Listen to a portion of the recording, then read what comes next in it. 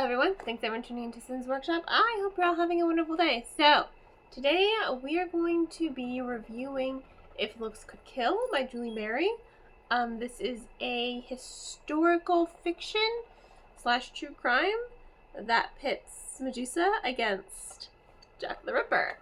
First of all, I love Julie Berry's interpretation of Medusa versus it being a punishment. It's more of Athena decided to make weapons out of women to hunt men who would hurt women, i.e. Jack the Ripper. The novel begins with Jack the Ripper. He has just killed his fifth and final victim that we know of, and he is being hunted by a Medusa. So we'll talk a little bit about that in a second. The way the Medusas work is they're not just, it's not like the Medusa from mythology. Yes, she has snakes in her hair, and yes, she can petrify and kill a man with her gaze. However, she's not the only Medusa. There are a ton of them that exist. Again, they are created and born out of a need for retribution, vengeance, to, kill men who would hurt women or who have hurt women. That's how Pearl is created. Because Pearl, she's a normal Salvation girl. She works for the Salvation Army in New York. And you're wondering, like, New York? But Jack the Ripper was in the England. Yes, he was. So, Jack the Ripper, once he kills his fifth and final victim, he kind of goes to try to get another victim, right? Enter Medusa. She tries to petrify him. All she does is knock him unconscious, because in order to truly kill them, they have to feel some sort of remorse, Because when they look into the eyes of their victim, they are imbuing all the pain and rage and guilt, pretty much everything that requires feeling, into that gaze to petrify a man, turn them to stone, right? Unfortunately, it doesn't work on Jack the Ripper, because he feels no remorse. He feels absolutely no remorse. He's a sociopath. He's a psychopath, He has no feelings. So all he does is fall unconscious. And then what does he do? He kills Medusa. So what is that? It's like an infection, right? So he's a carrier of this virus. And when he gets back to the States, because if you know anything about Jack the Ripper, one of the suspects was an American doctor who did go back to the States, right? That's the doctor that we're following. Julie Berry is going gung-ho like it was this guy, we're going to use him, right? He goes back to the States, and even on the boat, he accidentally turns someone into a Medusa, and then she tries to kill him. Doesn't succeed. Clearly, he has no remorse. Now he becomes paranoid. He becomes absolutely paranoid. He thinks so many women, he's like, oh my god, they have snakes in it. He thinks he's losing his mind.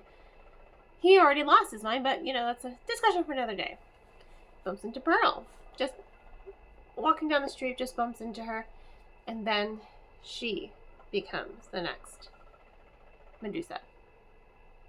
And Pearl, she's a very stuffy, God-fearing man. You can kind of see, like, there are some illusions as she's trying to rectify with her identity as a Medusa.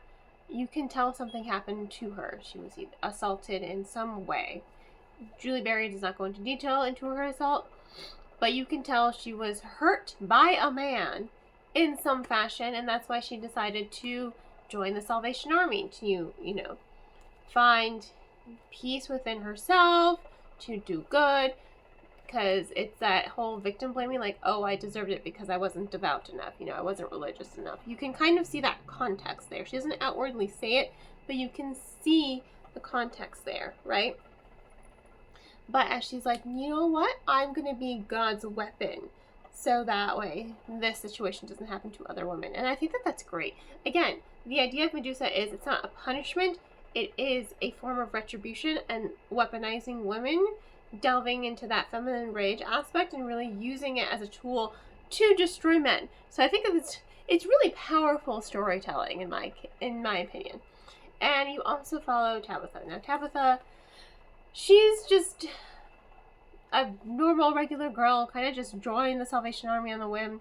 But then she forms a sisterhood with Pearl. And, as Pearl is kind of struggling with being a Medusa, she decides, I need to protect my friend. And then they, discover a brothel that they have to destroy. There's a lot going on, but it works.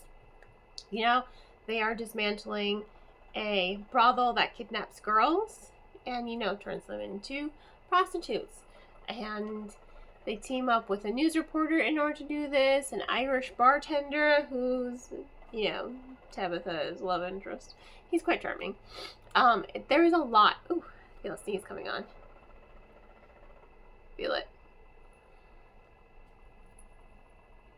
Oh, it's gonna come. But it's really good. Oh my goodness. See, I knew it. Allergies. Oh, goodness gracious me. Sorry about that. Like I was saying, it's a lot of, historical fiction. It's a lot of really good storytelling. I will say it is a little slow. Like that first quarter, as it's introducing us into the characters and really setting the stage and delving into that Medusa mythology, it's slow. I want to say like the first half of it is kind of slow for me. When Pearl becomes a Medusa, that is when the story really, really takes off, because you're seeing a lot of character growth, not just from Pearl, but from Tabitha as well, because they're both kind of not entirely likable. Like, you can understand where they're coming from, but you think Tabitha's going to be more of the main character versus Pearl. But as we get to learn about Pearl, and you get to see that subtext of, why she joined the Salvation Army and why she is the way she is and why she's just, a penny pincher. As you learn more about her, you get to see a lot of the character growth. So you are able to, connect to her as a character. The same with Tabitha as well. So there is a lot of character development. I think the character dynamics are really well done. I think the pacing needed a little bit of work, only because, again, it kind of drags that first half. I think that first half of the book could have been a little bit more concise, and it still would have been as impactful, if not more impactful. Because that first half, I was reading it slower than I normally read. I usually read a page a minute. I was probably reading a page every 2 minutes. But, reader fatigue is a thing as well, so that I was just reading nonstop, so that's also a factor. But I do think that first half of the book is a little too slow, so Barry does risk losing the audience. However, if this is subject, true crime, Jack the Ripper, mythology, historical fiction, I mean, if you like any of those four aspects, themes, you're going to really enjoy this book. And that's why I ended up enjoying it for the most part, because I like true crime. I don't read enough of it, but I do like true crime, especially true crime documentaries. I like Jack the Ripper. Fun fact, he murdered his first victim on my birthday. Obviously I wasn't born in 1881, but the date is the same. I love Greek mythology, especially the mythology about Medusa. I love different iterations about that story. So I do think the story was slow, but it was still able to hold my interest because it was dealing with topics that I'm personally fascinated with. And again, I do like the character development, and that, from that halfway point, when Pearl becomes a Medusa, the story just kind of takes off.